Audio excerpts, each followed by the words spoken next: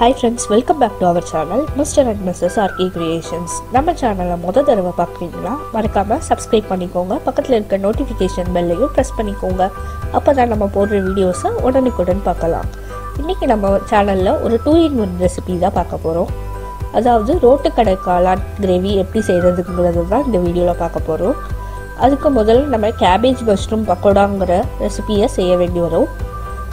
அந்த இது செய்கிறதுக்கு தேவையான பொருட்கள் என்னென்னா, நல்லா ஸ்லைஸாக கட் பண்ண காளான் 1 கப், நல்லா ஸ்லைஸாக கட் பண்ணி எடுத்துட்ட முட்டைக்கோஸ் 1 கப், கார்ன்ஃப்ளவர் பவுடர் 1/2 கப் எடுத்துக்கலாம், மைதா மாவு 1 கப், காஷ்மீரி மிளகாத்தூள் 3 டீஸ்பூன், கறி powder 3 teaspoon, garam masala 3 teaspoon, உப்பு தேவையான அளவு, எண்ணெய் எடுத்துக்கலாம்.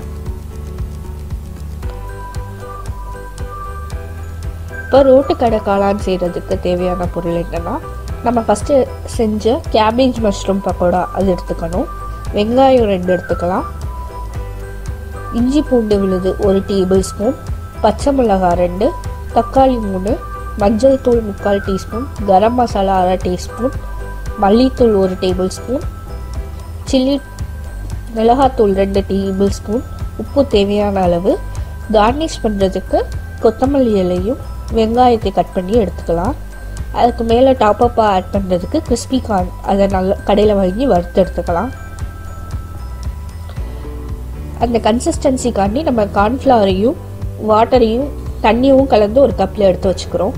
இப்போ ரோட்டுக்கடை காளான் செய்கிறதுக்கு பக்கோடா செய்யணும். அந்த பக்கோடா செய்கிறதுக்கு முட்டைக்கோசையும் காளானையும் நல்லா தின் ஸ்லைசஸாக பொடியாக கட் பண்ணி நல்லா தண்ணியில் கழுவினதுக்கப்புறம் அதை பெரிய பவுலில் போட்டு ரெண்டையும் மிக்ஸ் பண்ணிக்கலாம்.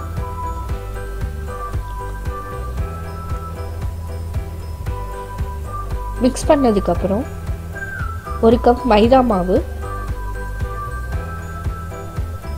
1/2 கப் சோள மாவையை நல்லா கலந்து விட்டுக்கலாம்.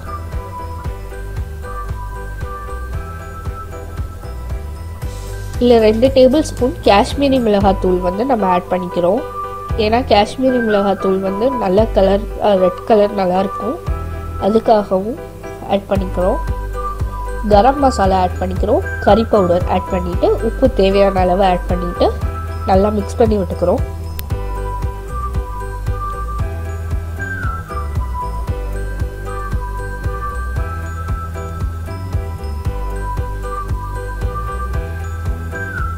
தண்ணியை மெல்லமாக அது மேலே தெளித்து நம்ம மிக்ஸ் பண்ணிக்கலாம். ஏன்னா ஆல்ரெடி நம்ம வாஷ் பண்ணியிருப்போம் முட்டைக்கோசையும் காளானா, அந்த தண்ணி சத்தே அதில் இருக்கும். ரொம்ப தண்ணியை ஊற்றிடாமல் தண்ணி தேவையான அளவு தெளிச்சுக்கிட்டா போதும்.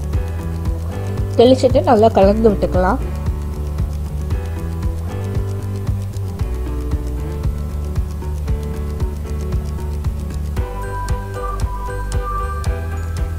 அது நல்லா பைண்ட் ஆகணும். அந்த மாவோட அந்த முட்டைக்கோஸும் காளானும் நல்லா பைண்ட் ஆகிற அளவுக்கு தண்ணி தெளித்து நல்லா அந்த பக்கோடா மாவு கன்சிஸ்டன்சிக்கு கொண்டு வரணும்.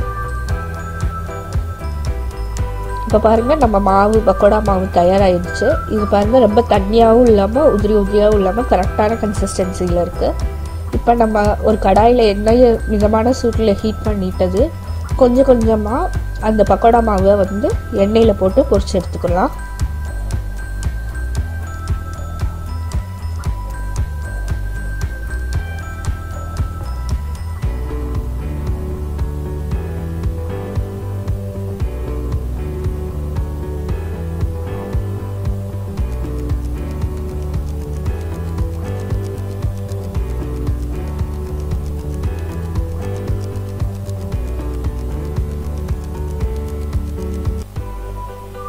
இது வறுத்தெடுக்கிறதுக்கு ஒரு 3லேருந்து 5 நிமிஷம் வரைக்கும் நம்ம வெயிட் பண்ணணும்.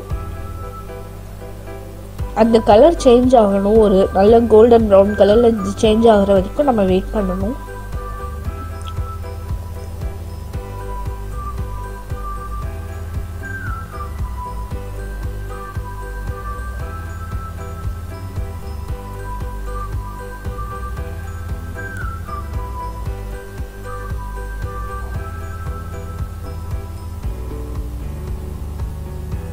இப்போ நம்மளோடது நல்லா வறுத்து எடுத்தாச்சு. இதை வந்து ஒரு டிஷ்யூ பேப்பரில் போட்டு எக்ஸஸ் ஆயிலை வந்து ரிமூவ் பண்ணிக்கலாம்.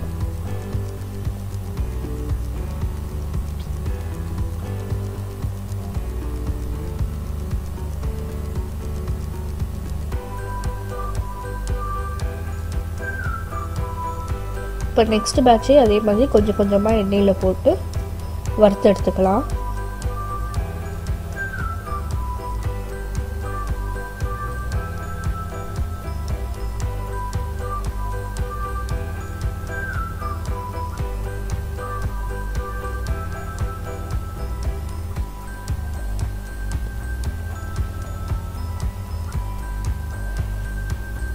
இப்போ நம்மளோட கிறிஸ்பி கேபேஜ் மஷ்ரூம் பக்கோடா வந்து ரெடி ஆகிடுச்சு. இதை வந்து நம்ம ஒரு ஈவினிங் ஸ்நாக்ஸ்க்கு வச்சுக்கலாம். இல்லை இதுலேருந்து நம்ம ரோட்டுக்கடை காளான் ரெசிபி வந்து நம்ம செய்யலாம். இது சும்மா சாப்பிட்றதுக்கே செம டேஸ்ட்டாக இருந்தது.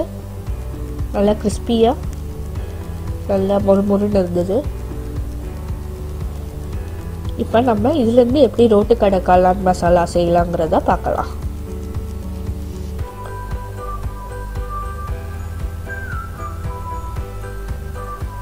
அது செய்கிறதுக்கு 2 தக்காளி பெரிய வெங்காயத்தை கட் பண்ணி எடுத்துக்கலாம். 2-3 பச்சை மிளகாவையும் கட் பண்ணி எடுத்துக்கலாம். 2 தக்காளியை மிக்சர் ஜாரில் போட்டு அரைச்சி எடுத்துக்கலாம்.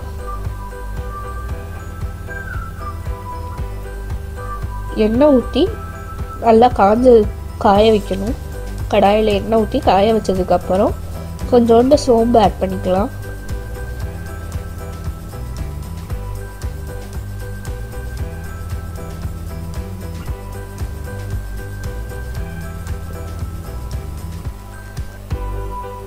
அதுக்கப்புறம் நம்ம கட் பண்ணி வச்சுருக்க பச்சை மிளகா இருக்குல்ல, அதையும் ஆட் பண்ணிவிட்டு நல்லா அதை மிக்ஸ் பண்ணிக்கலாம்.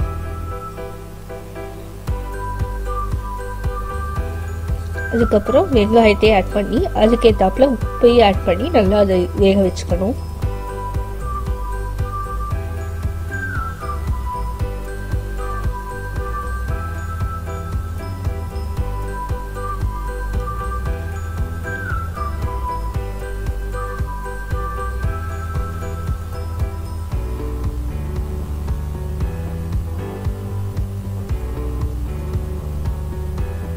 வெங்காயம் நல்லா வெந்ததுக்கப்புறம் நம்ம அரைச்சி வச்சுருக்க தக்காளி பேஸ்ட்டையே ஆட் பண்ணிக்கலாம். இதில் கொஞ்சோண்டு soya sauce, tomato ketchup, chilli sauce இருந்தாலும் ஆட் பண்ணிக்கலாம்.